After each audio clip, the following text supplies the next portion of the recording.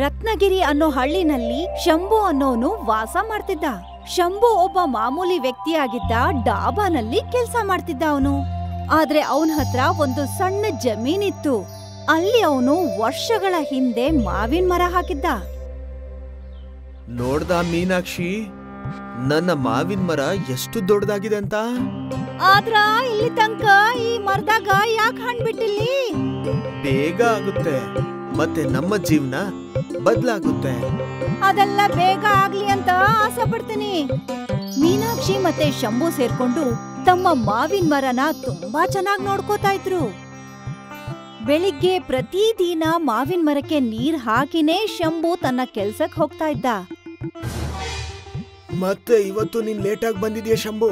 ಕ್ಷಮಿಸ್ಬಿಡಿ ಯಜಮಾನ್ರೆ, ಮುಂದಿನ ಸತಿಯಿಂದ ಈ ತರ ಆಗಲ್ಲ. ಅದು ನನ್ನ ಏಕೈಕ ಮರದಲ್ಲಿ ಹುಳ ಬಂದಿದೆ, ನಾನದಕ್ಕೆ ಔಷಧಿ ಹಾಕ್ತಿದ್ದೆ. ಸರಿ, ಇಷ್ಟು ವರ್ಷಗಳಿಂದ ಮರನ ನೀನ್ ನೋಡ್ಕೊಂಡಿದ್ಯಾ? ಆ ಭಗವಂತನ್ಗೆ ಗೊತ್ತು ಇದ್ರಲ್ಲಿ ಫಸಲು ಯಾವಾಗ ಬರುತ್ತೆ ಅಂತ.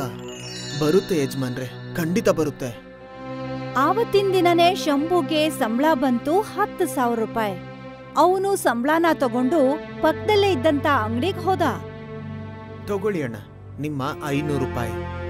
ಇದನ್ನ ನಾನು ಹಿಂದಿನ ವಾರ ತಗೊಂಡಿದ್ದೆ. ತುಂಬಾ ತುಂಬಾ ಧನ್ಯವಾದ. ಅಲ್ಲಿಂದ ಅವನು ರೇಷನ್ ಅಂಗಡಿಗೆ ಹೋದ. ಬಂದ ಅಣ್ಣ, ನಾನ್ ಯೋಚನೆ ಮಾಡ್ತಿದ್ದೆ ನೀನ್ ಯಾಕೆ ಇನ್ನೂ ಬಂದಿಲ್ಲ ಅಂತ. ಅದು ನಿಮ್ಮ ಮನೆಗೆ ಎಲ್ಲಾ ರೇಷನ್ನು ನಾನು ಮೊದ್ಲೇ ಕಳಿಸ್ಕೊಟ್ಟಿದ್ದೀನಿ.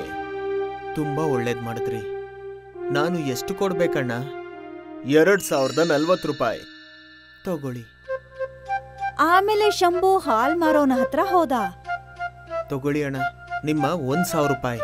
ಈಗ ಬಾಕಿ ಮುಗ್ದಿದೆ, ಹೊಸ ಲೆಕ್ಕ ಶುರು. ಸರಿ. ಎಲ್ರ ಲೆಕ್ಕನ ಚುಕ್ತ ಮಾಡಿ ಅವನು ಮನೆಗ್ ಬಂದಾಗ, ನಿಮ್ಗ ಕಾಯ್ತಿದ್ದಿ ನಾನು. ಇವತ್ ಸಂಬಳ ಬಂದೈತಲ್ಲೇನ್ರಿ? ಆ ರೇಷನ್ನ ಇಲ್ಲಿಟ್ಬಿಡ್ರಿ. ಸಿಕ್ತು. ಮತ್ತೆ 3540 ರೂಪಾಯಿ ಕೊಟ್ಟು ಬಂದೆ. ಅಂದ್ರ ಈಗ 6407 ರೂಪಾಯಿ ಉಳ್ದೈತೇನ್ರಿ? ಇನ್ನು ಇದ್ರಲ್ಲಿ 3000 ರೂಪಾಯಿ ನನ್ನ ಹೊಲದ ಖರ್ಚಿಗಾಗುತ್ತೆ. ಕರೆಂಟು, ನೀರು, ಮೋಟರು, ಈ ತರ ಬೇರೆ ಬೇರೆ 500 ರೂಪಾಯಿ ನನ್ನ ತಿಂಗಳ ಖರ್ಚಿಗೆ. ಮತ್ತೆ ಮಿಕ್ಕಿರೋ 3000 ರೂಪಾಯಿ ನೀನ್ ಇಟ್ಕೋ. ಏನ್ ವಸ್ತು ಬೇಕೋ ತಗೋ, ಮತ್ತೆ ಉಳ್ದ ಕಾಸನ್ನ ನೀನೇ ಇಟ್ಕೋ. ಆತು ಬಿಡ್ರಿ. ನಾನ್ ಅನ್ಕೊಂಡಿದ್ದೆ ಈ ತಿಂಗಳ 3000ಕ್ಕಿಂತ ಹೆಚ್ಚು ಬಂದ್ರ ಒಂದ್ ಸೀರೆ ಕೊಂಡ್ಕೊಳ್ಳೋಣ ಅಂತ. ಅದು ಮುಂದಿನ ತಿಂಗಳ ನನ್ ತಂಗಿ ಲಗ್ನ ಆಯ್ತಲ್ರಿ. ನೀನು ಯೋಚನೆ ಮಾಡ್ಬೇಡ, ಇನ್ನು ಸ್ವಲ್ಪ ದಿನದಲ್ಲಿ ನಿನ್ಗೆ ಹೊಸ ಸ್ಯಾರಿ ತರ್ತೀನಿ. ಆತು ಬಿಡ್ರಿ. ಎಲ್ಲ ಲೆಕ್ಕಾಚಾರ ಮುಗ್ದಿತ್ತು. ಮಾರನೇ ದಿನ ಬೆಳಿಗ್ಗೆ ಶಂಭು ತನ್ನ ಮಾವಿನ ಮರದ ಹತ್ರ ಹೋದಾಗ ಅವನಿಗೆ ಆಶ್ಚರ್ಯ ಆಗಿತ್ತು. ಮೀನಾಕ್ಷಿ, ಏನಾತ್ರಿ? ನೋಡು, ಮರದಲ್ಲಿ ಹಣ್ಣು ಬರ್ತಿದೆ. ಹೇ ದೇವ್ರಾ, ನಮ್ ಮರದಾಗ ಇದು ಮೊದಲನೇ ಫಸಲ್ರಿ. ನನಗ್ ನಂಬಿಕೆ ಇದೆ ಫಸಲು ಚೆನ್ನಾಗಿರುತ್ತಂತ. ಆಗ್ತೈತ್ ಬಿಡ್ರಿ. ಇಷ್ಟು ವರ್ಷದಿಂದ ಈ ಮರನ ನಾವ್ ಚಲೋ ನೋಡ್ಕೊಂಡೀವಿ. ಅದಂತೂ ಇದೆ. ಶಂಭು ಮತ್ತೆ ಮೀನಾಕ್ಷಿ ಉತ್ಸಾಹಿತರಾಗಿದ್ರು. ಇಷ್ಟು ವರ್ಷಗಳ ಕಷ್ಟ ಫಲ ಸಿಕ್ಕಿತ್ತು. ಒಂದೇ ವಾರದಲ್ಲಿ ಎಲ್ಲಾ ಮರದಲ್ಲೂ ಹಣ್ಣು ಬಿಟ್ಟಿತ್ತು. ಎಷ್ಟೊಂದ್ ಹಣ್ಣು ಬಿಟ್ಟೈತಲ್ಲೇನ್ರಿ? ನಾವಿದನ್ನ ಇನ್ನೂ ಚೆನ್ನಾಗಿ ನೋಡ್ಕೋಬೇಕಾಗುತ್ತೆ. ಆಗ ನಮ್ಗೆ ಜಾಸ್ತಿ ದುಡ್ಡು ಸಿಗುತ್ತೆ. ಖಂಡಿತ. ಆವತ್ತಿಂದ ಶಂಭು ಮತ್ತೆ ಮೀನಾಕ್ಷಿ ತಮ್ಮ ಹೆಚ್ಚಿನ ಸಮಯನ ಮಾವಿನ ಮರದ ತೋಟದಲ್ಲೇ ಕಳೀತಾ ಇದ್ರು.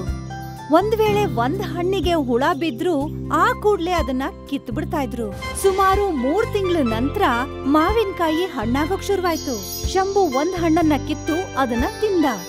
ಈ ಮಾವಿನ ಹಣ್ಣಂತೂ ತುಂಬಾ ರುಚಿಯಾಗಿದೆ ಮೀನಾಕ್ಷಿ, ನೀನು ತಿನ್ನು. ಹಾ, ಮೀನಾಕ್ಷಿ ಕೂಡ ರುಚಿ ನೋಡ್ತಾಳೆ. ಜನ ಸರಿಯಾಗ ಹೇಳ್ತಾರ್ರಿ, ಕಾದ ಮಳೆ ಜಡ್ದು ಬಂತು ಅಂತ.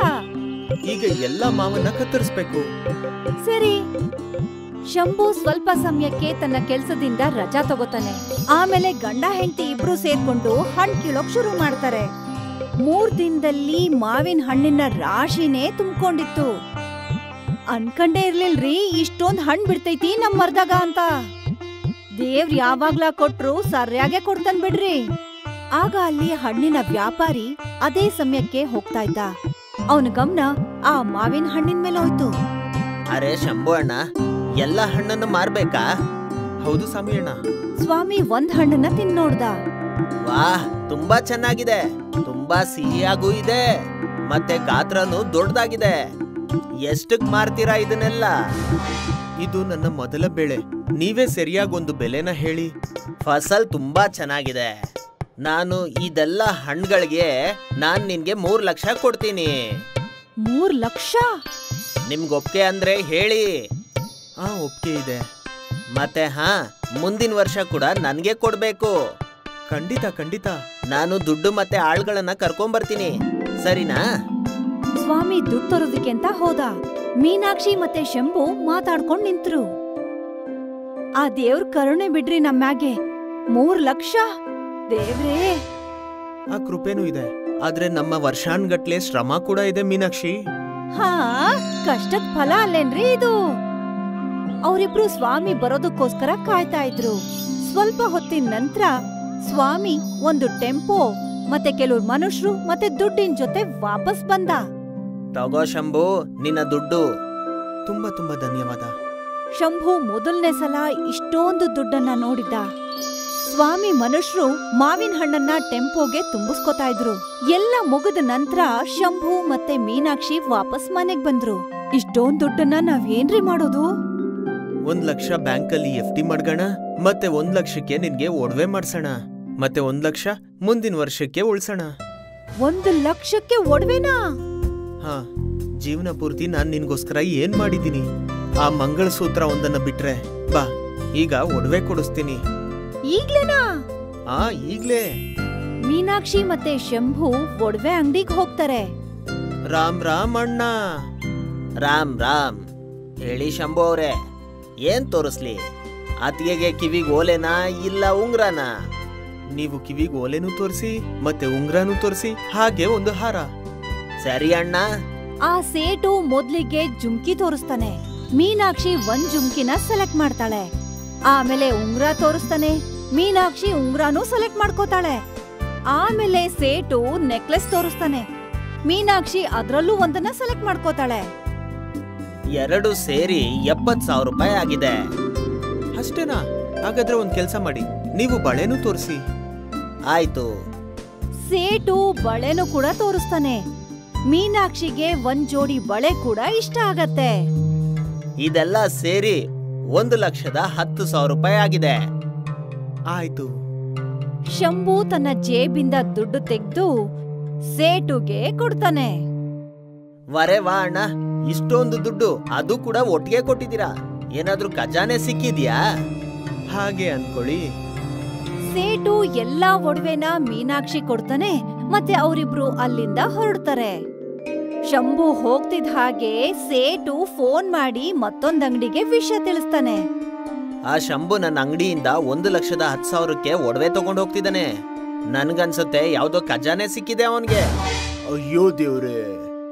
ಮತ್ತೆ ಈ ವಿಷಯ ಬೆಂಕಿ ತರ ಹರಡ್ಕೊಳತ್ತೆ. ಹಳ್ಳಿ ಜನ ಎಲ್ಲ ಸೇರ್ಕೊಂಡು ಮುಖ್ಯನ ಹತ್ರ ಹೋಗ್ತಾರೆ.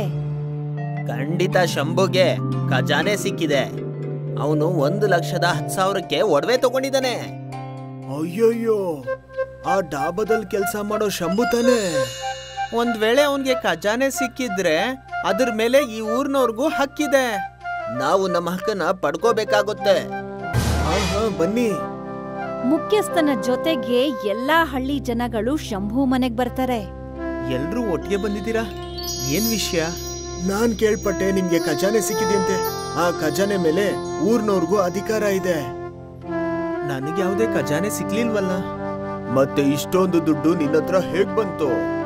ಅದು ಈ ವರ್ಷ ನನ್ನ ಮಾವಿನ ಮರ ಮೊದಲನೇ ಬೆಳೆ ಬೆಳೆದಿದೆ. 3 ಲಕ್ಷ ಆಯ್ತು. ಅದನ್ನ ಸ್ವಾಮಿ ಅಣ್ಣನೇ ತಗೊಂಡಿದ್ದು. ಸುಳ್ಳು ಹೇಳ್ತಿದ್ಯಾ? ಆ ಕಂಜು ಸ್ವಾಮಿ ನಿನ್ನ ಫಸಲ್ಗೆ 3 ಲಕ್ಷ ರೂಪಾಯಿ ಕೊಡ್ತಾನ? ಸುಮ್ನೆ ಹೇಳ್ಬೇಡ. ನಮ್ಗೆ ಬಂದಿಲ್ಲ ಅಂದ್ರೆ ಅವನ ಹತ್ರನೇ ಕೇಳಿ. ಜನಗಳೆಲ್ಲ ಸ್ವಾಮಿ ವ್ಯಾಪಾರಿ ಗೋಡನ್ಗೆ ಹೋಗ್ತಾರೆ. ಸ್ವಾಮಿ ಅಣ್ಣ, ನೀವೇ ಹೇಳಿ, ನೀವ್ ನನ್ನ ಮಾವಿನ ಹಣ್ಣಿಗೆ 3 ಲಕ್ಷ ರೂಪಾಯಿ ಕೊಟ್ರಿ ಅಂತ. ಕೊಟ್ಟೆ. ಇವ್ರು ಅನ್ಕೊಂಡಿದ್ದಾರೆ ನನ್ಗೆ ಯಾವ್ದೋ ಖಜಾನೆ ಸಿಕ್ಕಿದೆ ಅಂತ. ಇವರೆಲ್ಲ ಇವ್ರ ಭಾಗ ಕೇಳ್ತಿದ್ದಾರೆ. ಚೀ ಚೀ ಚೀ ಚೀ, ಎಷ್ಟು ಕೆಟ್ಟ ವ್ಯಕ್ತಿಗಳು ನೀವೆಲ್ಲ. ಪಾಪ ಇವನಂತೂ ಎಷ್ಟೋ ವರ್ಷಗಳಿಂದ ತನ್ನ ಮರನ ಚೆನ್ನಾಗಿ ನೋಡ್ಕೊಂಡ. ಈಗಷ್ಟೇ ಅವನ ಮರದಲ್ಲಿ ಫಸಲು ಬಂದಿದೆ. ಇದು ಇವನ ಪರಿಶ್ರಮದ ಫಲ. ಮತ್ತೆ ನೀವುಗಳೆಲ್ಲ ಸೇರಿ ಅದರಲ್ಲಿ ಭಾಗ ಕೇಳ್ತಾ ಇದ್ದೀರಾ. ನೀವೆಲ್ಲ ನದಿಗಾರಿ ಸಾಯ್ರಿ ಹೋಗಿ. ವ್ಯಾಪಾರಿ ಸ್ವಾಮಿ ಬಂದಂತ ಎಲ್ರಿಗೂ ಚೆನ್ನಾಗ್ ಬೈತಾನೆ. ಹಾಗಾಗಿ ಅವಮಾನದಿಂದ ಎಲ್ರೂ ತಲೆ ತೆಗಿಸ್ತಾರೆ. ಶಂಭು ಹತ್ರ 1,10,000 ರೂಪಾಯಿ ಇತ್ತು ಅನ್ನೋದು ಸೇಟುಗೆ ಸಹಿಸ್ಕೊಳಕ್ಕಾಗಲ್ಲ. ಈ ಕಥೆಯಿಂದ ನಾವ್ ತಿಳ್ಕೊಳ್ಳೋದು ಏನಂದ್ರೆ, ಬೇರೆಯವರು ಉದ್ಧಾರ ಆಗೋದನ್ನ ನಮ್ಮಿಂದ ನೋಡೋದಕ್ಕಾಗಲ್ಲ. ಪ್ರಪಂಚ ತುಂಬಾ ಸ್ವಾರ್ಥಿ ಆಗ್ತಾ ಹೋಗ್ತಾ ಇದೆ ಇತ್ತೀಚೆಗೆ. ಮುಕುಂದ್ಗೆ ತಾಟಿನಿಂಗಿನ ತೋಟ ಇತ್ತು. ಅವನು ತಾಟಿನಿಂಗಿನ ಮರಕ್ ಹತ್ತಿ ಅದನ್ನ ಕೀಳ್ತಾ ಇದ್ದ. ಮತ್ತೆ ಆ ತಾಟಿನಿಂಗನ್ನ ವ್ಯಾಪಾರಿಗಳಿಗೆ ಮಾರಿ ದುಡ್ಡನ್ನ ಸಂಪಾದನೆ ಮಾಡ್ತಿದ್ದ. ಅರೆ ಅಣ್ಣ, ಇನ್ನು ನೀನು ತಾಟಲಿಂಗನ ಹಣ್ಣನ್ನ ಜಾಸ್ತಿ ಕೊಡು. ಮಾರ್ಕೆಟಲ್ಲಿ ಇದರ ಬೇಡಿಕೆ ಜಾಸ್ತಿ ಆಗಿದೆ. ಸರಿ ಸರ್, ನಾಳೆಯಿಂದ ಸ್ವಲ್ಪ ಜಾಸ್ತಿನೇ ತರಕ್ ಶುರು ಮಾಡ್ತೀನಿ. ಸರಿ. ಮುಕುಂದ್ ಮತ್ತೆ ಮಯೂರಿಗೆ ಒಬ್ಳು ಮಗಳಿದ್ಲು, ಮೀನಾ. ಮೀನಾ, ಎಲ್ಲಿದ್ಯಾ? ಇವಾಗ ತಾನೇ ಇಲ್ಲೇ ಇದ್ಲು. ಬಹುಶಃ ಫ್ರೆಂಡ್ಸ್ ಜೊತೆ ಆಟಾಡಕ್ ಹೋಗಿರ್ಬೇಕು. ಅವಳಿಂದ ಈಗ ನಿಮ್ಗೇನ್ ಕೆಲ್ಸ ಇತ್ತು? ಅಯ್ಯೋ, ಅವಳಿಗೆ ಈ ಹಣ್ಣು ಬೇಕಾಗಿತ್ತು ನೋಡು, ಅದಕ್ಕೆ ಅವಳಿಗಂತ ತಾಜಾ ಹಣ್ಣನ್ನ ತಗೊಂಬಂದಿದ್ದೀನಿ. ಆ ಸಮಯಕ್ಕೆ ಮೀನಾ, ಅರೆ ವಾ, ತಾಟಿ ನಿಂಗು, ಈ ಎಲ್ಲಾನು ನಾನೊಬ್ಳೇ ತಿಂತೀನಿ. ಹಾ, ನಿನಗಂತಾನೆ ತಂದಿದ್ದೀನಿ, ಆರಾಮವಾಗಿ ತಿನ್ನು. ಮಳೆಗಾಲ ಆಗಿರ್ಲಿ ಬಿಸಿಲುಗಾಲ, ಮುಕುಂದ್ ಎಲ್ಲಾ ಸೀಸನ್ ಅಲ್ಲೂ ತಾಟಿ ನಿಂಗಿನ ಮರ ಹತ್ತುತ್ತಿದ್ದ. ಒಂದು ಸಲ ಏನಾಯ್ತು ಅಂದ್ರೆ, ಒಂದೇ ಸಮ 2 ದಿನ ಮಳೆ ಸುರಿತಾನೆ ಇತ್ತು. ದೇವ್ರ ದಯೆಯಿಂದ ಈ ಮಳೆ ಬೇಗ ನಿಲ್ಲಿ. ಇವತ್ತು ಮರಕ್ಕೆ ಸ್ವಲ್ಪ ಜೋಪಾನವಾಗಿ ಹತ್ತಿ. ಎಲ್ಲಾ ಕೊಂಬೆಗಳು ಒದ್ದೆ ಆಗಿರತ್ತೆ. ಹಾ, ನಿಧಾನವಾಗಿಯೇ ಹತ್ತುತ್ತೀನಿ. ನಾನೇನ್ ಎಕ್ಸ್ಪರ್ಟ್ ಏನಲ್ಲ. ಗೊತ್ತಿದೆ ನೀವು ನಿಪುಣರು ಅಂತ, ಆದ್ರೂ ಕೂಡ ಜೋಪಾನ ಅಂತ ಹೇಳ್ದೆ. ಹಾ ಯಜಮಾನಿ, ನೀನ್ ಚಿಂತೆ ಮಾಡ್ಬೇಡ, ನಾನ್ ಹೀಗ್ ಹೋಗಿ ಹೀಗ್ ಬಂದ್ಬಿಡ್ತೀನಿ. ಆಯ್ತು. ಮುಕುಂದ್ ತಾಟಿ ನಿಂಗಿನ ಮರ ಹತ್ತಿ ಒಂದೊಂದಾಗಿ ತಾಟಿ ನಿಂಗನ್ನ ಕೀಳೋದಕ್ಕೆ ಶುರು ಮಾಡ್ದ. ಸ್ವಲ್ಪ ಹೊತ್ತು ಕಳಿತು. ಇದಕ್ಕಿದ್ದ ಹಾಗೆ ಮೀನಾ ಅಲ್ಲಿಗ್ ಬರ್ತಾಳೆ. ಅಪ್ಪ! ಮೀನಾ ಧ್ವನಿನ ಕೇಳಿ ಅವನ್ ಬ್ಯಾಲೆನ್ಸ್ ತಪ್ಪ ಹೋಗಿ ಮೇಲಿಂದ ಕೆಳಗೆ ಜಾರಿ ಕೆಳಗೆ ಬಿದ್ದು ಹೋಗ್ತಾನೆ.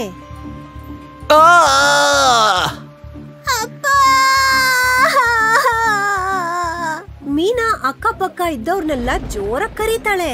ಪ್ರತಿಯೊಬ್ರು ಓಡ್ಕೊಂಡ್ ಬರ್ತಾರೆ. ಚಿಕ್ಕಪ್ಪ, ಅಪ್ಪ ಬಿದ್ದು ಹೋದ್ರು. ಆದಷ್ಟು ಬೇಗ ಅವನನ್ನ ಹಾಸ್ಪಿಟಲ್ ಕರ್ಕೊಂಡ್ ಹೋಗ್ತಾರೆ. ಮುಕುಂದ್ಗೆ ಆಪರೇಷನ್ ಆಗತ್ತೆ.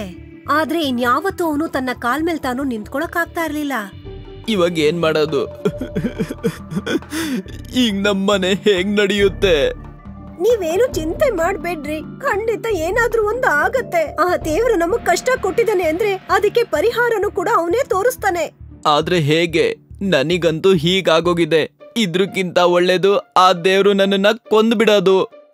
ಹಾಗೆಲ್ಲ ಹೇಳ್ಬೇಡಿ, ನೀವೇ ನಮ್ ಜೀವನ ರೀ. ಮಯೂರ್ ಮತ್ತೆ ಮುಕುಂದ್ ಯೋಚನೆ ಮಾಡ್ತಾ ಇದ್ರು ಮುಂದಿನ ಜೀವನನ ಹೇಗ್ ಕಳಿಯೋದು ಅಂತ. ಸ್ವಲ್ಪ ದಿನದ ನಂತರ ಮುಕುಂದ್ನ ಮನೆ ಕರ್ಕೊಂಡ್ ಬರ್ತಾರೆ. ಮಯೂರಿ ಮತ್ತೆ ಮುಕುಂದ್ ಉಳಿಸಿದಂತ ದುಡ್ಡು ಅವನ ಟ್ರೀಟ್ಮೆಂಟ್ಗೆ ಖರ್ಚಾಗೋಗಿತ್ತು. ನಾನು ಎಲ್ಲಾದ್ರೂ ಕೆಲ್ಸ ಹುಡ್ಕೋತೀನಿ. ನಿನ್ ಕೆಲ್ಸ ಮತ್ತೆ ಮನೆ ಕೆಲ್ಸನೆಲ್ಲ ಹೇಗ್ ನೋಡ್ಕೋತೀಯಾ? ಹೇಗಾದ್ರೂ ಮಾಡ್ಕೋತೀನಿ ರೀ. ಯಾವ್ದಾದ್ರೂ ಕೆಲ್ಸ ಇರ್ಬೋದಲ್ವಾ ಈ ಪರಿಸ್ಥಿತಿಯಲ್ಲೂ ಮಾಡುವಂತದ್ದು? ಬೇಡ ಬೇಡ, ನೀವ್ ವಿಶ್ರಾಂತಿ ತಗೊಳ್ಳಿ. ಇಲ್ಲ ಮಯೂರಿ, ನಾನ್ ನಿನ್ ಮೇಲೆ ಹೊಣೆ ಆಗಕ್ ಇಷ್ಟ ಇಲ್ಲ. ಇಂಥ ಪರಿಸ್ಥಿತಿನಲ್ಲಿ ನೀವ್ ಏನ್ ತಾನೇ ಮಾಡೋಕ್ ಸಾಧ್ಯ? ಏನಾದ್ರೂ ಇದ್ದೇ ಇರುತ್ತೆ. ಮಾರನೇ ದಿನದಿಂದನೇ ಮಯೂರಿ ಕೆಲ್ಸ ಹುಡ್ಕೋಕೆ ಶುರು ಮಾಡಿದ್ಲು. ಅವಳು ಎಷ್ಟೋ ಕಂಪನಿ ಅಂಗಡಿಗಳಿಗೆ ಹೋಗ್ತಾಳೆ, ಆದ್ರೆ ಅವಳಿಗೆ ಎಲ್ಲೂ ಯಾವ ಕೆಲ್ಸನೂ ಸಿಗಲ್ಲ. ನನ್ಗೆ ಎಲ್ಲೂ ಯಾವ ಕೆಲ್ಸನೂ ಸಿಗ್ತಾ ಇಲ್ಲ. ನಾನ್ ಯೋಚಿಸ್ತಿದೀನಿ ಯಾವ್ದಾದ್ರು ವ್ಯಾಪಾರ ಮಾಡೋಣ ಅಂತ. ಯಾವ ವ್ಯಾಪಾರ? ನಾನ್ ನಿನಗ್ ಯಾವ್ದಾದ್ರೂ ಸಹಾಯ ಮಾಡ್ಬೋದಾ? ಇವತ್ತು ಮಾರ್ಕೆಟ್ ಅಲ್ಲಿ ಪಕೋಡ ಅಂಗಡಿನ ನೋಡ್ದೆ. ತುಂಬಾ ರಶ್ ಇತ್ತಲ್ಲಿ. ನಾನು ತುಂಬಾ ಚೆನ್ನಾಗ್ ಪಕೋಡ ಮಾಡ್ತೀನಿ. ಯಾಕ್ ನಾನು ಪಕೋಡ ಮಾರ್ಬಾರ್ದು? ಮಾಡ್ಬೋದು, ಆದ್ರೆ ಎಲ್ಲರಿಗೂ ಪಕೋಡೆ ಆ ಅಂಗಡಿದೆ ಇಷ್ಟ. ಅದಕ್ಕೆ ನೀನು ಹೊಸ್ದಾಗಿ ಏನಾದ್ರೂ ಪಕೋಡ ಮಾಡಿ ಮಾರ್ಬೇಕು. ಹೊಸ ತರ ಅಂದ್ರೆ? ಹೇಗೆ ಚೈನೀಸ್ ಪಕೋಡೆ ಮಕ್ಳಿಗ್ ತುಂಬಾ ಇಷ್ಟ ಆಗುತ್ತಲ್ವಾ, ಅದೇ ತರ ಏನಾದ್ರೂ ಹೊಸ್ದಾಗಿ. ಆ ತರ ಮಾಡ್ಬೇಕು ಅಂತಂದ್ರೆ ಮೀನಾ, ನೀನೇ ಹೇಳು, ನಿನ್ಗೆ ತಿನ್ನೋದಕ್ಕೆ ಏನ್ ಇಷ್ಟ? ನನ್ಗೆ ಮ್ಯಾಗಿ ಇಷ್ಟ. ಮ್ಯಾಗಿ ಪಕೋಡ ಮಾಡಿದ್ರೆ ಹೇಗಿರತ್ತೆ? ಮ್ಯಾಗಿ ಪಕೋಡೆನೂ ಮಾಡ್ಬೋದಾ? ಹಾ, ತುಂಬಾ ಕ್ರಿಸ್ಪಿ ಆಗಿರತ್ತೆ. ಹೋಗು ಮೀನಾ, ಬೇಗ ಹೋಗಿ 1 ಪ್ಯಾಕೆಟ್ ಮ್ಯಾಗಿ ತಗೊಂಡ್ ಬಾ. ಮೀನಾ ಮ್ಯಾಗಿ ತರೋದಕ್ಕೆ ಹೋದ್ಲು. ಮತ್ತೆ ಸ್ವಲ್ಪ ಹೊತ್ತಿನ ನಂತರ 2 ಮ್ಯಾಗಿ ಪ್ಯಾಕೆಟ್ ಅನ್ನ ತಂದ್ಲು. ಮೀನಾ ಮ್ಯಾಗಿನ ಬೇಯಿಸಿ ಮತ್ತೆ ನೀರಿಂದ ತೆಗೆದು ಅದಕ್ಕೆ ಮಸಾಲೆನ ಹಾಕಿ ಬಾಂಡ್ಲಿನಲ್ಲಿ ಮ್ಯಾಗಿ ಪಕೋಡಾನ ಕರದ್ಲು. ಮೀನಾ ಒಂದೇ ಸಮ ತನ್ನ ತಾಯಿ ಕೈಯನ್ನ ನೋಡ್ತಾ ಇದ್ಲು. ಮ್ಯಾಗಿ ಪಕೋಡ ಎಣ್ಣೆಯಿಂದ ಹೊರಗ್ ಬರ್ತಿದ್ ಹಾಗೇನೆ ಮೀನಾ ಟಕ್ ಅಂತ ಒಂದು ಪಕೋಡನ ತಗೊಂಡು ಬಾಯೊಳಗಡೆ ಹಾಕೊಂಡ್ಲು. ನಿಧಾನ, ಬಿಸಿ ಇದೆ, ತುಂಬಾ ರುಚಿಯಾಗಿದೆ ಅಮ್ಮ, ವಾ. ಮೀನಾ ಒಂದು ಪಕೋಡನ ತನ್ನ ತಂದೆಗೂ ಕೂಡ ಕೊಡ್ತಾಳೆ. ಇದಂತೂ ನಿಜವಾಗ್ಲೂ ಸ್ವಾದಿಷ್ಟವಾಗಿದೆ. ಹಾ, ನಾನ್ ಹೇಳಿದ್ದೆ ತಾನೇ ತುಂಬಾ ರುಚಿಯಾಗಿರತ್ತೆ ಅಂತ. ಈ ಮ್ಯಾಗಿ ಪಕೋಡ ಮಾರ್ಕೆಟ್ ಅಲ್ಲಿ ವ್ಯಾಪಾರ ಆಗತ್ತಾ? ಹಾ, ಖಂಡಿತ. ಇದಂತೂ ವರ್ಕ್ ಆಗ್ಬಿಡುತ್ತೆ. ಅದನ್ನ ಕೇಳಿ ಮಯೂರಿಗೆ ಖುಷಿ ಆಗತ್ತೆ. ಸ್ವಲ್ಪ ದಿನದ ನಂತರ ಮಯೂರಿ ಮತ್ತೆ ಮುಕುಂದ್ ಸೇರ್ಕೊಂಡು ಮಾರ್ಕೆಟ್ ಅಲ್ಲಿ ಮ್ಯಾಗಿ ಪಕೋಡ ಸ್ಟಾಲ್ ಹಾಕಿದ್ರು. ಇದೇನು aunty? Maggi pakoda. Maggi pakoda? ಹಾ, 1 ಪ್ಲೇಟ್ ಕಡಿ ನನ್ಗೆ. ಹಾ, ತಗೋ ಪುಟ. ಮಯೂರಿ ಆ ಹುಡುಗಿಗೆ ಮ್ಯಾಗಿ ಪಕೋಡ ಕೊಟ್ಲು. ವಾ, ಎಷ್ಟು ಟೇಸ್ಟಿ ಆಗಿದೆ. ಇವತ್ತಿನ ತನಕ ಈ ತರ ಪಕೋಡ ಎಲ್ಲೂ ತಿಂದಿಲ್ಲ. ಆ ಹುಡುಗಿ ಮಾತನ್ನ ಕೇಳಿ ಇನ್ನು ಎಷ್ಟೋ ಜನ ಬಂದು ಮ್ಯಾಗಿ ಪಕೋಡ ಟೇಸ್ಟ್ ಮಾಡ್ತಾರೆ.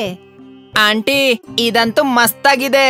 ಮುಕುಂದ್ ಮ್ಯಾಗಿ ಪಕೋಡ ಕರಿಯೋದ್ರಲ್ಲಿ ಮಯೂರಿಗೆ ಸಹಾಯ ಮಾಡ್ತಿದ್ದ. ಅವನು ಅಂಗವಿಕಲ ಆಗಿದ್ದ. ಮೊದಲನೇ ದಿನನೇ ಅವ್ರಿಬ್ಬರಿಗೂ ಕೂಡ ಒಳ್ಳೆ ವ್ಯಾಪಾರ ಆಗಿತ್ತು. ಅವರು ತುಂಬಾ ಖುಷಿಯಾಗಿ ವಾಪಸ್ ಮನೆಗ್ ಬಂದ್ರು. ಅನ್ಕೊಂಡಿರ್ಲಿಲ್ಲ ಇಷ್ಟು ಒಳ್ಳೆ ಸಂಪಾದನೆ ಆಗತ್ತೆ ನಮ್ಗೆ ಅಂತ. ಈ ಕಷ್ಟದ ಸಮಯದಲ್ಲಿ ಇದೇ ಒಂದು ಸುಖದ ಫಲ. ಅಪ್ಪ, ನೀವೇನು ಚಿಂತೆ ಮಾಡ್ಬೇಡಿ, ನಮ್ ಎಲ್ಲಾ ದುಃಖ ದೂರ ಆಗೋಗತ್ತೆ. ನೀವು ಸರಿ ಹೋಗ್ತೀರಾ. ಇಡೀ ಕುಟುಂಬದಲ್ಲಿ ವಿಶ್ವಾಸ ಅನ್ನೋದು ಮೂಡಿ ಬಂದಿತ್ತು. ಎಲ್ರೂ ಸೇರ್ಕೊಂಡು ಕಷ್ಟಪಟ್ಟು ಪ್ರಯತ್ನ ಪಡ್ತಿದ್ರು. ಅವ್ರ ಮ್ಯಾಗಿ ಪಕೋಡದ ವ್ಯಾಪಾರ ಕೂಡ ನಡೀತಿತ್ತು. ಗ್ರಾಹಕರ ಗುಂಪು ಕೂಡ ಸೇರ್ತಿತ್ತು. ಅದ್ರ ಜೊತೆಗೆ ಅವ್ರ ಸಂಪಾದನೆ ಕೂಡ ಜಾಸ್ತಿ ಆಗಿತ್ತು. ಮ್ಯಾಗಿ ಪಕೋಡ ಬೇಗ ಪ್ರಸಿದ್ಧಿ ಆಗೋಯ್ತು. ಅವ್ರ ಸಂಪಾದನೆ ಎಷ್ಟು ಜಾಸ್ತಿ ಆಗಿತ್ತು ಅಂದ್ರೆ ಮುಕುಂದ್ಗೆ ಒಳ್ಳೆ ಹಾಸ್ಪಿಟಲ್ ನಲ್ಲಿ ಟ್ರೀಟ್ಮೆಂಟ್ ಶುರುವಾಯ್ತು. ಈ ಟ್ರೀಟ್ಮೆಂಟ್ ಇಂದ ಮುಕುಲ್ಜಿ ಬಹುಶಃ ನೀವು ನಡಿಬಹುದು. ಇದಕ್ಕೆ ಕೆಲವು ಸರ್ಜರೀಸ್ ಮಾಡ್ಬೇಕಾಗುತ್ತೆ. ಆದ್ರೆ ನಿಮ್ ಬಾಡಿ ಈ ಟ್ರೀಟ್ಮೆಂಟಿಗೆ ತುಂಬಾ ಚೆನ್ನಾಗಿ ರೆಸ್ಪಾನ್ಸ್ ಮಾಡ್ತಾ ಇದೆ. ಈ ಸುದ್ದಿ ಕೂಡ ಕುಟುಂಬದವ್ರಿಗೆಲ್ರಿಗೂ ಒಳ್ಳೇದಾಗಿತ್ತು. 6 ತಿಂಗಳ ನಂತರ ಮಯೂರಿ ಇವತ್ತು ಮ್ಯಾಗಿ ಪಕೋಡ ದೊಡ್ಡ ಅಂಗಡಿ ಓಪನ್ ಮಾಡಿದ್ಲು. ಆ ಖುಷಿನ ದುಪ್ಪಟ್ ಮಾಡಿದ್ದು ಮುಕುಂದ್. ಸ್ವಲ್ಪ ಹೊತ್ತುಗಾದ್ರೂ ಅವನು ಕಷ್ಟಪಟ್ಟು ಎದ್ ನಿಂತಿದ್ದ. ಆದಷ್ಟು ಬೇಗ ತನ್ನ ಕಾಲ್ ಮೇಲೆ ತಾನು ನಿಲ್ತೀನಿ ಅನ್ನೋ ವಿಶ್ವಾಸ ಅವನಲ್ಲಿ ಈಗ ಮೂಡ್ ಬಂದಿತ್ತು. ಮತ್ತೆ ಇದೆಲ್ಲ ಅವ್ರು ಮಾಡುವಂತ ಆ ಮ್ಯಾಗಿ ಪಕೋಡ ಕಾರಣ ಆಗಿತ್ತು. ಮುಂದೆ ಕೂಡ ಈ ಮ್ಯಾಗಿ ಪಕೋಡ ಅವ್ರ ಜೀವನನ ಕಾಪಾಡತ್ತೆ. ಅಶೋಕ್ ಹೊಲದಲ್ಲಿ ಕೂಲಿ ಕೆಲ್ಸ ಮಾಡ್ತಾ ಇದ್ದ. ಅವನೊಬ್ಬ ಅನಾಥ ಆಗಿದ್ದ. ಅವನಿಗೆ ಯಾರೂ ಇರ್ಲಿಲ್ಲ. ಪ್ರತಿದಿನ ಅವನಿಗೆ ದಾರಿನಲ್ಲಿ ಒಂದು ಮಾವಿನ ಮರ ಕಾಣಿಸ್ತಾ ಇತ್ತು. ಅಶೋಕ ಪ್ರತಿದಿನ ಆ ರಸವತ್ತಾದ ಮಾವಿನ ಹಣ್ಣನ್ನ ನೋಡ್ತಾ ಇದ್ದ. ಆ ಹಣ್ಣನ್ನ ತಿನ್ಬೇಕು ಅಂತ ತುಂಬಾ ಮನ್ಸಾಗ್ತಿತ್ತು ಅವನಿಗೆ. ಆದ್ರೆ ಆ ತೋಟದ ಮಾಲೀಕ ಯಾವಾಗ್ಲೂ ಅಲ್ಲಿ ಕೂಗ್ಕೋತಾ ಇರ್ತಿದ್ದ. ಅರೆ ನಾಲಾಯಕ್, ನಿಮ್ಗಳಿಗೆ ಕೆಲ್ಸ ಮಾಡಿದಕ್ಕೆ ಸಂಬಳ ಕೊಡ್ತೀನಿ, ಕೆಲ್ಸ ಮಾಡಿ. ಆ ಸೇಟು ಧ್ವನಿ ಕೇಳಿ ಅಶೋಕ ಸುಮ್ನೆ ತನ್ ಪಾಡಕ್ ತಾನು ಹೊರಟೋಗ್ತಾ ಇದ್ದ. ಒಂದು ದಿನ ಏನಾಯ್ತಂದ್ರೆ ಸಂಜೆ ಅಶೋಕ ವಾಪಸ್ ಬರ್ತಾ ಇದ್ದ. ಆಗ ಅವನ ಗಮನ ಮಾವಿನ ತೋಟಕ್ ಹೋಯ್ತು. ಏನ್ ಸಮಾಚಾರ? ಇವತ್ ಯಾವ್ದೇ ಧ್ವನಿ ಕೇಳಿಸ್ತಾ ಇಲ್ಲ. ಅನ್ಸುತ್ತೆ ಇವತ್ ಸೌಕರ್ಯಲ್ಲೋ ಹೊರಗಡೆ ಹೋಗಿದ್ದಾರೆ. ಅಶೋಕ ಇಣಕ್ ನೋಡ್ತಾ ಇದ್ದ. ಆಗ ಅವನ ಗಮನ ಮಾವಿನ ಮರದ ಕೆಳಗಡೆ ಬಿದ್ದಿರೋ ಅಂತ ಒಂದ್ ಹಣ್ಣಿನ ಮೇಲೆ ಹೋಗತ್ತೆ. ವಾ, ಅನ್ಸುತ್ತೆ ಆ ಮಾವಿನ ಹಣ್ಣು ಮರದಿಂದ ಬಿದ್ದು ಆ ಬೇಲಿ ಮೇಲೆ ಸಿಕ್ಕಾಕೊಂಡಿದೆ. ನಾನ್ ತೆಗಿತೀನಿ. ಅಶೋಕ ಅದ್ರ ಮೇಲ್ ಹತ್ತಿ ಕೆಳಗಡೆ ದುಮುಕ್ತಾನೆ. ಅವನು ಆ ಹಣ್ಣನ್ನ ಎತ್ಕೊಂಡ. ಅರೆ ಕಳ್ಳ, ನನ್ ಹೊಲದಿಂದ ಮಾವಿನ ಹಣ್ಣು ಕದೀತಾ ಇದ್ಯಾ? ಆ ಸೇಟು ಕೂಗಾಡ್ಕೊಂಡು ಅವನ್ ಹಿಂದೆನೆ ಬಂದ. ನಾನು ಕದ್ದಿಲ್ಲ ಸೌಕರ್ರೆ. ಹೌದಾ? ಮಾವಿನ ಹಣ್ಣು ಏನ್ ಸುಳ್ಳು ಹೇಳ್ತಾ ಇದ್ಯಾ? ಇಲ್ಲ ಸೌಕರ್ರೆ, ನನ್ ಕಳ್ತನ ಮಾಡಿಲ್ಲ. ಇದು ಅಲ್ಲಿ ಸಿಕ್ಕಾಕೊಂಡಿತ್ತು. ನಾನು ಅದನ್ನ ಅಲ್ಲಿಂದ ತೆಗ್ದಿದ್ದೆ ಅಷ್ಟೇ.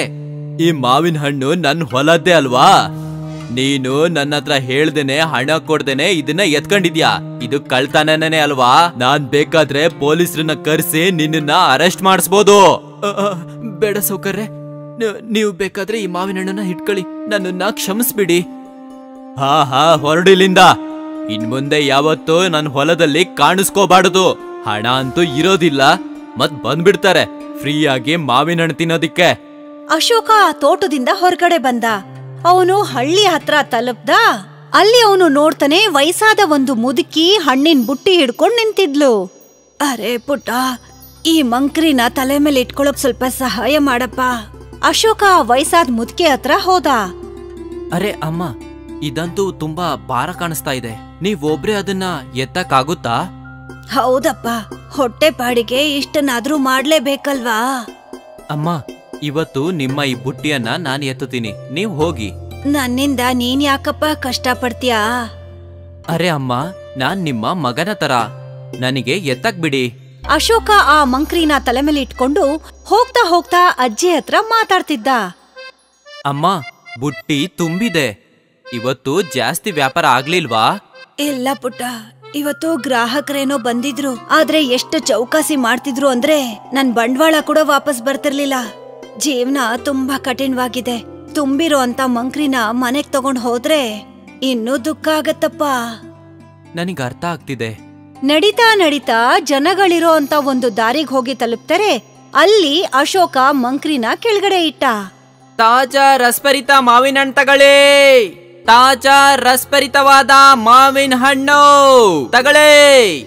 ಅಶೋಕ ಕೂಗುದನ್ನ ಕೇಳಿಸ್ಕೊಂಡು ಕೆಲವು ಗ್ರಾಹಕರು ಅಲ್ಲಿಗೆ ಬರ್ತಾರೆ. ಮತ್ತೆ ಅಲ್ಲಿ ಹಣ್ಣನ್ನ ಕೊಂಡ್ಕೋತಾರೆ. ಮತ್ತೆ ಅಜ್ಜಿಗೆ ದುಡ್ಡು ಕೊಟ್ರು. ಸುಮಾರು ಅರ್ಧ ಮಂಕ್ರಿಯಷ್ಟು ಹಣ್ಣು ಖಾಲಿ ಆಯ್ತು. ಹಾಗಾಗಿ ಅಜ್ಜಿ ಮುಖದಲ್ಲಿ ನಗು ಬಂತು. ಸ್ವಲ್ಪ ಹೊತ್ತಿನ ನಂತರ ಅಶೋಕ ಮತ್ತೆ ಮಂಕ್ರಿನ ತಲೆ ಮೇಲೆ ಇಟ್ಕೊಂಡು ಅಜ್ಜಿ ಹಿಂದೆ ಹಿಂದೆನೆ ಹೊರಟ. ಅಶೋಕ ಆ ಮಂಕ್ರಿನ ಅಜ್ಜಿ ಮನೆಯಲ್ಲಿ ಇಟ್ಟ. ಅಮ್ಮ, ನಾಳೆಯಿಂದ ನಾನ್ ಪ್ರತಿದಿನ ನಿಮಗ್ ಸಹಾಯ ಮಾಡಕ್ ಬರ್ತೀನಿ. ಅಯ್ಯೋ ಪುಟ್ಟ, ನನ್ನಿಂದಾಗಿ ನೀನ್ ಇಷ್ಟೊಂದ್ ಕಷ್ಟ ತಗೊಳ್ಳೋ ಅಗತ್ಯ ಇಲ್ಲಪ್ಪ. ಅಮ್ಮ, ನೀವು ನನ್ನ ತಾಯಿಯ ಹಾಗೆ, ನಿಮಗೆ ಸಹಾಯ ಮಾಡೋದು ನನ್ನ ಕರ್ತವ್ಯ.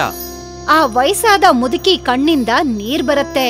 ನೀನ್ ಹೇಗಂದ್ರೆ ಯಾವ್ದೇ ಸಂಬಂಧ ಇಲ್ದೆ ನನಗ್ ಸಹಾಯ ಮಾಡ್ತಿದ್ಯಾ, ಆದ್ರೆ ನನ್ನ ಸ್ವಂತ ಮಗ ನಾನು ಕೆಲ್ಸಕ್ ಬಾರ್ದವಳು ಅಂತ ಅನ್ಕೊಂಡು ಸಂಬಂಧನೇ ಮುರ್ಕೊಂಡ್ ಹೊರಟೋದ. ಅಮ್ಮ, ಇವತ್ತಿಂದ ನೀವು ನನ್ನನ್ನ ನಿಮ್ ಮಗ ಅನ್ಕೊಳ್ಳಿ, ನಾನ್ ಇದೀನಲ್ವಾ? ಆಯ್ತಪ್ಪ. ಅಶೋಕ ತನ್ನ ಮನೆಗ್ ಹೋಗಕ್ಕೆ ಅಂತ ಹೊರಟಿದ್ದ. ಅಷ್ಟೊತ್ತಿಗೆ ಅಜ್ಜಿ ಅವನನ್ನ ತಡಿತಾಳೆ. ಅರೆ ಪುಟ್ಟ, ಅಜ್ಜಿ ಅವನ ಕೈಗೆ 2 ಹಣ್ಣನ್ನ ಕೊಡ್ತಾರೆ. ನೀನ್ ತುಂಬಾ ಕಷ್ಟಪಟ್ಟಿದ್ಯಾ, ಇವತ್ತು ಆರಾಮ ಕುತ್ಕೊಂಡ್ ತಿನ್ನು. ಈ ಮಾವಿನ ಹಣ್ಣನ್ನ ತಿಂದು ನಾನು ಈ ಬೀಜದಿಂದ ಮರ ಬೆಳೆಸ್ತೀನಿ. ಆಯ್ತಪ್ಪ, ನಿನ್ನಿಷ್ಟ ಹೇಗಾದ್ರೂ ಮಾಡು. ಅಶೋಕ್ ಹಣ್ಣು ತಗೊಂಡು ವಾಪಸ್ ತನ್ ಮನೆಗ್ ಹೊರಟ. ಅಶೋಕ್ ತುಂಬಾ ಆಸೆಯಿಂದ ಆ ಹಣ್ಣನ್ನ ತಿಂದ. ಯಾವತ್ತಾದ್ರೂ ಒಂದಿನ ನಾನು ನನ್ನ ಸ್ವಂತ ಮರದಿಂದನೇ ತಿಂತೀನಿ. ಆಮೇಲೆ ಅಶೋಕ ಆ ಬೀಜನ್ನ ತನ್ನ ಮನೆಯ ಅಂಗಳದಲ್ಲಿ ನೆಡ್ತಾನೆ. ಮಾರನೇ ದಿನ ಅಶೋಕ ಎದ್ದ. ಅವನ್ ಯಾವಾಗ ತನ್ನ ಮನೆ ಹಿಂಭಾಗ ಹೋಗ್ತಾನೋ ಆಗ ಅಲ್ಲಿ ಅವನಿಗೆ ಒಂದು ವಿಶಾಲವಾದ ಮಾವಿನ ಮರ ಕಾಣಿಸತ್ತೆ. ಅದನ್ನ ನೋಡಿ ಆಶ್ಚರ್ಯಪಟ್ಟ. ಅಯ್ಯೋ ದೇವ್ರೆ, ನಿನ್ನೆ ತಾನೇ ನಾನ್ ಬೀಜವನ್ನ ಬಿತ್ತನೆ ಮಾಡಿದ್ದೆ, ಒಂದೇ ರಾತ್ರಿಯಲ್ಲಿ ಮರ ಎಲ್ಲಿಂದ ಬಂತು? ಅಶೋಕ ಆ ಮರದ ಹತ್ರ ಹೋಗಿ ಕೆಲವು ಹಣ್ಣನ್ನ ಕಿತ್ಕೊಂಡ. ಅವನ್ ಯಾವಾಗ ಹಣ್ಣನ್ನ ಕೀಳ್ತಿದ್ನೋ ಅದೇ ಜಾಗಕ್ಕೆ ಮತ್ತೊಂದ್ ಹಣ್ಣು ಹುಟ್ಕೋತಾ ಇತ್ತು. ನೋಡ್ತಾ ನೋಡ್ತಾ ಅಶೋಕನ ಮಂಕ್ರಿ ತುಂಬೋಯ್ತು. ಈ ಮಾವಿನ ಮರದಲ್ಲಿ ಖಂಡಿತ ಯಾವ್ದೋ ಜಾದು ಇದೆ, ನಾನು ಅಮ್ಮನ ಹತ್ರ ಕೇಳ್ಬೇಕು. ಅಶೋಕ ಅಜ್ಜಿ ಮನೆಗ್ ಹೋದ. ಅಮ್ಮ, ನಿನ್ನೆ ತಾನೇ ನಾನು ಮಾವಿನ ಬೀಜವನ್ನ ಬಿತ್ತನೆ ಮಾಡಿದ್ದೆ, ಇವತ್ತು ವಿಶಾಲವಾದ ಮರ ಆಗಿದೆ. ಒಂದೇ ರಾತ್ರಿಲಿ ಮರ ಹೇಗಪ್ಪ ಸಾಧ್ಯ ಆಗತ್ತೆ? ನನಗೂ ಶಾಕ್ ಆಗಿದೆ, ನೀವು ನನ್ ಜೊತೆಗ್ ಬನ್ನಿ. ಅಶೋಕ ಅಜ್ಜಿಗೆ ಆ ಮರನ ತೋರಿಸ್ದ. ಅಯ್ಯೋ ದೇವ್ರೆ, ಇದು ಜಾದುನೇ ಆಗಿದೆ. ಈ ಮರದಲ್ಲಿ ಇನ್ನೂ ಜಾದು ಇದೆ. ಏನು? ನೀವು ಮಾವಿನ ಹಣ್ಣನ್ನ ಕಿತ್ ನೋಡಿ. ಅಜ್ಜಿ ಅಲ್ಲೇ ಬಿದ್ದಿದ್ದಂತ ದೊಣ್ಣೆಯಿಂದ ಒಂದ್ ಹಣ್ಣನ್ನ ಕಿತ್ಲು. ತಕ್ಷಣನೇ ಅಲ್ಲಿ ಇನ್ನೊಂದ್ ಹಣ್ಣು ಬರತ್ತೆ. ಅಯ್ಯೋ ದೇವ್ರೆ, ಪುಟ್ಟ, ಇದು ನಿನ್ನ ಒಳ್ಳೆತನದ ಫಲನಪ್ಪ. ಆ ದೇವ್ರು ನಿನಗೆ ಈ ಜಾದುವಿನ ಮಾವಿನ ಮರ ಕೊಟ್ಟಿದ್ದಾನೆ. ನಿನ್ನ ಎಲ್ಲಾ ಸಮಸ್ಯೆಗೂ ಪರಿಹಾರನಪ್ಪ ಇದು. ಬರೀ ನಂದಲ್ಲ, ನಮ್ದು. ನಿಮ್ಮಿಂದನೇ ನನಗೀ ಮರ ಸಿಕ್ಕಿದೆ. ನೀವು ಪ್ರತಿದಿನ ನನ್ ಜೊತೆ ಇರ್ತೀರಾ, ನನ್ ತಾಯಿ ಆಗಿ? ಸರಿನಪ್ಪ. ಅಶೋಕನ್ಗೆ ತಾಯಿ ಸಿಕ್ಕಿದ್ಲು, ಮತ್ತೆ ಅಜ್ಜಿಗೆ ಮಗ. ಅವರು ತುಂಬಾ ಕಮ್ಮಿ ದುಡ್ಡಲ್ಲಿ ಒಳ್ಳೆ ಹಣ್ಣನ್ನ ಮಾರ್ತಾ ಇದ್ರು. ಆಮೇಲೆ ಅಜ್ಜಿ ಮತ್ತೆ ಅಶೋಕ್ ಸೇರ್ಕೊಂಡು ಮಾರ್ಕೆಟ್ ಅಲ್ಲಿ ದೊಡ್ಡ ಅಂಗಡಿ ಓಪನ್ ಮಾಡಿದ್ರು. ಅವರು ತುಂಬಾ ಕಮ್ಮಿ ದುಡ್ಡಲ್ಲಿ ಒಳ್ಳೆ ಹಣ್ಣನ್ನ ಮಾರ್ತಾ ಇದ್ರು. ಹಾಗಾಗಿ ಅವರಿಗೆ ಒಳ್ಳೆ ಸಂಪಾದನೆ ಕೂಡ ಆಗ್ತಾ ಇತ್ತು. ಇನ್ನೊಂದು ಕಡೆ ಆ ಸೇಟು ಮಾವಿನ ತೋಟದಲ್ಲಿ ಯಾರು ಹಣ್ಣನ್ನ ಕೊಂಡ್ಕೋತಾನೆ ಇರ್ಲಿಲ್ಲ. ಅರೆ ಮನ್ನು ಅಣ್ಣ, ಈ ಸಲ ನೀವು ಮಾವಿನ ಹಣ್ಣಿನ ಆರ್ಡರ್ ಹಾಕ್ಲಿಲ್ಲ, ಏನ್ ವಿಷಯ? ನಾನು ಮೊದ್ಲೇ ಮಾವಿನ ಹಣ್ಣನ್ನ ಖರೀದಿ ಮಾಡಿದ್ದೀನಿ ರಮೇಶನಿಂದ. ಅವನ್ ಮಾವಿನ ಹಣ್ಣು ತಾಜಾ, ಸಿಹಿ ಹಾಗೂ ಒಳ್ಳೆ ವಿಚಾರ ಏನಂದ್ರೆ ರೇಟ್ ಕಡಿಮೆ. ಆದ್ರೆ ಮನ್ನು ಅಣ್ಣ, ನನ್ನನ್ನ ಕ್ಷಮಿಸ್ಬಿಡಿ ಸೇಠ್ಜಿ, ನಾನಂತೂ ನನ್ ಲಾಭನ್ನೇ ನೋಡ್ತೀನಿ. ಯಾವ ಅಶೋಕನಿಗೆ ಸೇಟು ಒಂದ್ ಹಣ್ಣುಗೋಸ್ಕರ ಬೈದಿದ್ನೋ ಅದೇ ಅಶೋಕ ಮಾರ್ಕೆಟ್ ಅಲ್ಲಿ ಇವತ್ತು ಹಣ್ಣಿನ ದೊಡ್ಡ ವ್ಯಾಪಾರಿ ಆಗೋಗಿದ್ದ. ನೋಡ್ತಾ ನೋಡ್ತಾ ಅಶೋಕ ಶ್ರೀಮಂತ ಆದ. ಅವನು ಒಂದು ದೊಡ್ಡ ಮನೆ ಮತ್ತೆ ಕಾರನ್ನು ಕೊಂಡ್ಕೊಂಡ. ಅಜ್ಜಿ ಮತ್ತೆ ಅಶೋಕ ತುಂಬಾ ಖುಷಿಯಿಂದ ಒಟ್ಟಿಗೆ ಜೀವನ ಮಾಡ್ತಿದ್ರು. ಮತ್ತಿದೆಲ್ಲ ಜಾದುವಿನ ಮರದ ಜಾದುವಿನ ಹಣ್ಣಿನ ಸಹಾಯದಿಂದ ಆಯ್ತು. ಜಾದುವಿನ ಮಾವಿನ ಮರ ಅಶೋಕನನ್ನ ಬಡವನಿಂದ ಶ್ರೀಮಂತನಾಗ್ ಮಾಡ್ತು.